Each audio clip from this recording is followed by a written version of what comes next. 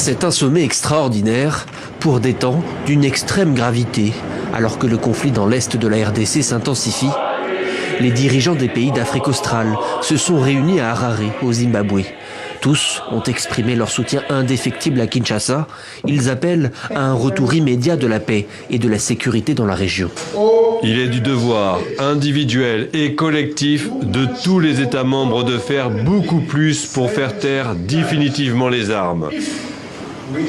Si nous voulons réussir à réaliser ces aspirations.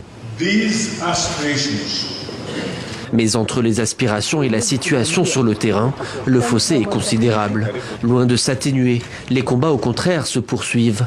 Le M23, soutenu par l'armée rwandaise, progresse dans la région du Sud Kivu. Le groupe armé ne serait plus qu'à environ 60 km de la grande ville de Bukavu et de l'aéroport stratégique de Kavumu. Une attaque sur cette capitale de province menacerait encore un peu plus la stabilité de la région. Le président du Burundi, pays frontalier du Rwanda et de la RDC, alerte contre une expansion du conflit dont les conséquences pourraient être désastreuses. Est-ce que la communauté internationale ne voit pas les conséquences? Je vous dis que si ça continue comme ça, la guerre risque d'être généralisée dans la région. Parce que le peuple ne peut pas se laisser faire. Si le Rwanda continue à faire des conquêtes dans le territoire et dans notre pays, je sais qu'il va arriver même au Burundi.